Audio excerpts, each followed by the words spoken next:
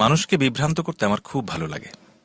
সম্ভবত আমি মহাপুরুষের পর্যায়ে পৌঁছে যাচ্ছি, মানুষকে বিভ্রান্ত করতে পারছি। রূপার সঙ্গে আমার পরিচয় সূত্র হচ্ছে বিভ্রান্তি। পৌষ মাস কিংবা মাঘ মাস কিংবা অন্য কোনো মাসও হতে পারে, তবে শীতকাল এটুকু মনে আছে, আমার গায়ে ছিল গেরুয়া রঙের চাদর, সোনালী রঙের স্কার্ফ মাথায় জড়ানো বলে দূর থেকে রূপার চুলগুলি মনে হচ্ছিল সোনালী। দেখলাম সে আমার দিকে এগিয়ে আসছে। আমি বসে আছি ইউনিভার্সিটি লাইব্রেরির বারান্দায়, বসেছি ছায়ার দিকে। শীতকালে সবাই রোদে বসতে ভালোবাসে, আমিও বাসি, তবু ছায়াময় কোণ বেছে নিয়েছি, কারণ ওই দিকটায় ভিড় কম। আমি লক্ষ্য করছি রূপা আসছে। আমি তাকে চিনি, তার নাম জানি, সে যে গাড়িটাতে আসে তার নম্বরও জানি। শুধু আমি না, ক্লাসের সব ছেলেই জানে। সবাই কোনো না কোনো ছলে রূপার সঙ্গে কথা বলেছে, অনেকেই তার বাসায় গেছে, অতি উৎসাহী কেউ তার জন্য নোট এবং বইপত্র জোগাড় করেছে। রূপা হচ্ছে সেই ধরনের মেয়ে যার জন্য চাঁদা তুলে কিছু একটা করতে কারোর আপত্তি থাকে না। ছেলেরা গভীর আগ্রহ এবং আনন্দ নিয়ে এদের সঙ্গে মেশে এবং জানে এই জাতীয় মেয়েদের সঙ্গে তারা কখনোই খুব ঘনিষ্ঠ হতে পারবে না। এরা যথাসময়ে বাবা মার পছন্দ করা একটি ছেলেকে বিয়ে করবে। রূপা আমার সামনে এসে দাঁড়ালো। কেমন আছো? ভালো আছি, আপনি কেমন আছেন? আপনি আপনি করছেন কেন? আমাকে অস্বস্তিতে ফেলার জন্য? আমি এত সহজে অস্বস্তিতে পড়ি না। বসো রূপা। অনেকদিন থেকে আপনার সঙ্গে আমার কথা বলার ইচ্ছা। কথা বলো। কেন কথা বলার ইচ্ছা তা তো জিজ্ঞেস করলেন না। জিজ্ঞেস করলাম না, কারণ কেন কথা বলার ইচ্ছা তা আমি জানি। তুমি লক্ষ্য করেছো যে আমি তোমার প্রতি তেমন কোনো আগ্রহ বোধ করিনি, গায়ে পড়ে কথা বলতে যাইনি, টেলিফোন করিনি, হঠাৎ বাসায় উপস্থিত হইনি। ব্যাপারটা তোমার অহংকারে লেগেছে। সুন্দরী মেয়েরা খুবই অহংকারী হয়, তারা সব সময় তাদের চারপাশে একদল মুগ্ধ পুরুষ দেখতে চায়। তোমার কথা মোটেও ঠিক না, আমি সেজন্য আসিনি। আমি শুনেছি তুমি ভবিষ্যতের কথা বলতে পারো, হাত দেখতে পারো, অলৌকিক কিছু ক্ষমতা তোমার আছে। আমি সেই সম্পর্কে জানতে চাই। আমার সঙ্গে মিথ্যা কথা বলার দরকার নেই, সত্যি করে বলো, তোমার এই জাতীয় কোনো ক্ষমতা আছে? আছে। কি ধরনের ক্ষমতা? আমার কাছে একটা নদী আছে, যে কোনো সময় সেই নদীটাকে বের করতে পারি। এসব আজে বাজে কথা বলে লাভ নেই। তুমি আমাকে কনফিউজ করতে পারবে না। আমার সম্পর্কে কি তুমি কিছু বলতে পারো? অবশ্যই পারি। তুমি একটা লাল গাড়িতে করে আসো, গাড়ির নাম্বার ঢাকা ভ 8782। আর বলবো? বলো। খুব ছোটবেলায় তুমি ইলেকট্রিকের তারে হাত দিয়ে দুহাত পুড়িয়ে ফেলেছিলে। কি করে বললে? অলৌকিক ক্ষমতায়। অলৌকিক ক্ষমতা না চাই। আমার এই গল্প সবাই জানে। আমি অনেকের কাছে এই হাত পুড়ে যাওয়ার গল্প করেছি। আমার মনে হয় আমাদের ক্লাসের সব ছেলে এই গল্পটা জানে। তুমি তাদের একজন কারো কাছ থেকে শুনেছো, ঠিক না? হ্যাঁ ঠিক। তাহলে তোমার কোনো ক্ষমতা টমতা নেই। না, তবে একটা নদী আছে, নদীটার নাম ময়ূরাক্ষী। আবার ফাজলামি করছো? ফাজলামি করছি না, নদীটা সত্যি আছে। এবং আমার কোনো ক্ষমতা নেই যে তাও ঠিক না, কিছু ক্ষমতা আছে। কেমন? যেমন ধরো, আজ তোমাকে নিতে গাড়ি আসবে না, তোমাকে রিক্সা নিয়ে ফিরতে হবে। এটা ঠিক হয়েছে, কাকতালীয় ভাবে বলে ফেলেছো। আমাদের গাড়ির সাইলেন্সার পাইপ গতকাল নষ্ট হয়ে গেছে। এছাড়াও আমি বলতে পারি তোমার হ্যান্ডব্যাগে কত টাকা আছে। কত আছে? 100 টাকার নোট আছে 2টা, একটা 20 টাকার নোট, নতুন 1 টাকার নোট আছে 7টা, কিছু খুচরা পয়সা, কত বলতে পারছি না।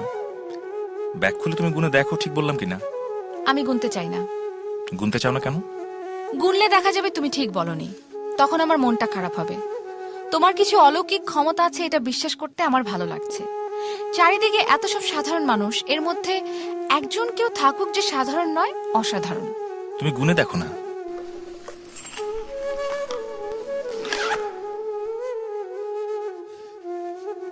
কি করে হলো? কি করে তুমি বলতে পারলে?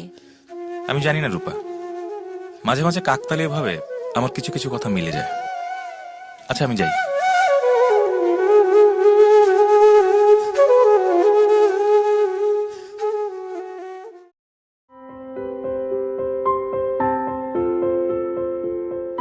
অনেকদিন পর রাস্তায় হাঁটছি, গরমটা ভালো লাগছে, গায়ের ঘামের গন্ধ ভালো লাগছে।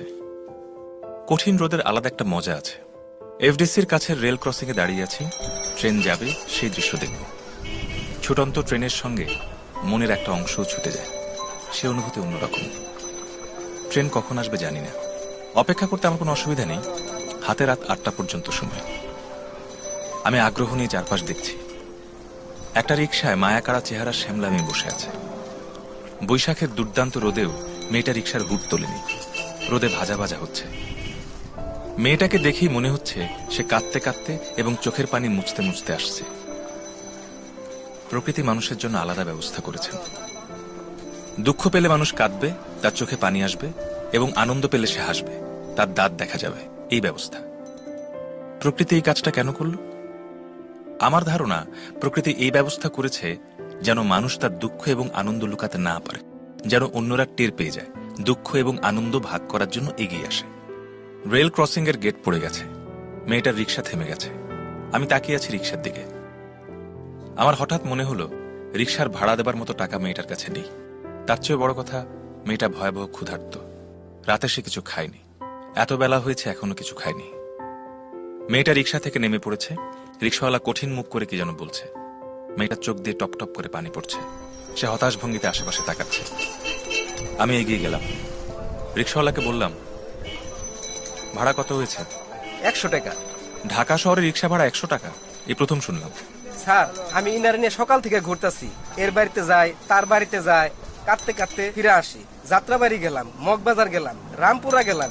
এখন আপনি বিবেচনা করেন 100 টাকা কমই চাইছে। আমারও তাই ধারণা। এই নাও রিক্সা ভাড়া 100 টাকা, আর এই নাও 20 টাকা। বরফ দেয়া লাচ্ছি খাও, গরমে আরাম হবে। হিমু ভাই, মাফ করে দেন, আপনারা চিনতে পারি নাই। মেয়েটা হতভম্ব। আশেপাশের লোকজনও কৌতূহলী হয়ে তাকাচ্ছে। ট্রেন এসে গেছে। আমি তাকিয়ে আছি ট্রেনের দিকে।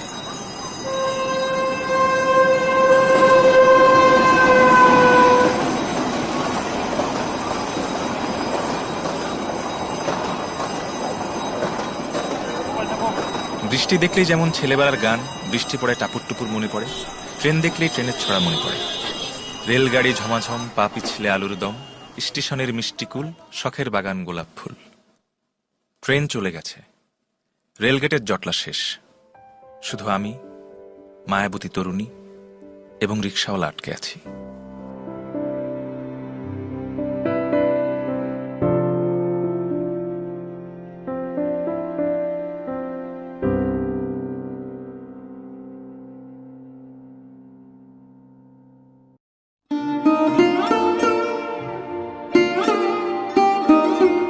দাদাজানের বাড়িটা বিশাল। সেই বিশাল বাড়ির দোতলায় একটা ঘর আমাকে দেয়া হলো। সেই ঘরে এই বাড়ির ছেলে মেয়েদের জন্য সার্বক্ষণিক প্রাইভেট টিউটর থাকেন। তার নাম কিসমত মোল্লা। তিনি যখন শুনেছেন আমি কোনো স্কুলে পড়িনি, বাবার কাছে পড়েছি, তখন একেবারে আকাশ থেকে পড়লেন। কি পড়েছো বাবার কাছে? ইংরেজি, অঙ্ক, বাংলা, ভূগোল আর নীতিশাস্ত্র। নীতিশাস্ত্রটা কি? কোনটা ভালো, কোনটা মন্দ, কোনটা ন্যায়, কোনটা অন্যায়, এসব। কি বলছো কিছুই তো বুঝলাম না। যেমন ধরুন মিথ্যা, মিথ্যা বলা মন্দ, তবে আনন্দের জন্য মিথ্যা বলায় অন্যায় নেই। মিথ্যা দিয়ে আমরা সত্যকে চিনতে পারি। বলছো কি এসব? বুঝিয়ে বলো। যেমন ধরুন গল্প, উপন্যাস, এসব মিথ্যা, কিন্তু এসব মিথ্যা দিয়ে আমরা সত্যকে চিনতে পারি। মৃন্ময় শব্দের মানে কি? মৃন্ময় হলো মাটির তৈরি। অমাবস্যা ইংরেজি কি জানো? জানি। অমাবস্যা হলো নিউ মুন। বলে নিউ মুন, কিন্তু আকাশে তখন চাঁদ থাকে না।